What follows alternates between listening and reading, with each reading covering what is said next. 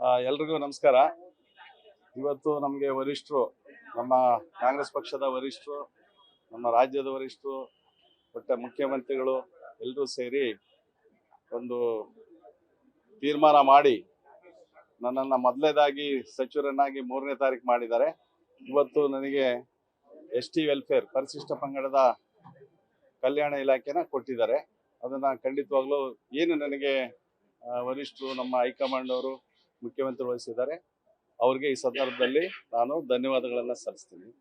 ಜೊತೆಗೆ ಏನು ಈ ಖಾತೆ ನಮಗೆ ವಹಿಸಿದ್ದಾರೆ, ಈ ಖಾತೆಯಿಂದ ಸಾರ್ವಜನಿಕರು, ವಿಶೇಷವಾಗಿ ನಮ್ಮ ಪರಿಶಿಷ್ಟ ಪಂಗಡದ ಜನಾಂಗದ ಎಲ್ಲ ನಮ್ಮ ಬಂಧುಗಳು, ಜೊತೆಗೆ ಅದಕ್ಕೆ ರಿಲೇಟೆಡ್ ಆಗಿರ್ತಕ್ಕಂಥ ಸಾರ್ವಜನಿಕರು ಅದು ಯಾವ ರೀತಿಯಾಗಿ ಸರ್ಕಾರದಿಂದ ನಿರೀಕ್ಷೆ ಮಾಡ್ತಾರೆ ಸೌಲಭ್ಯಗಳನ್ನು, ಅದಕ್ಕೆ ಪೂರಕವಾಗಿ ನಾನು ಕೆಲಸ ಮಾಡ್ತೀನಿ. ಥ್ಯಾಂಕ್ ಯು, ಧನ್ಯವಾದ. ನ್ಯೂಸ್ ಫಸ್ಟ್ ನಿರ್ಭೀತಿಯಿಂದ ನಿಮ್ಮ ಪರವಾಗಿ.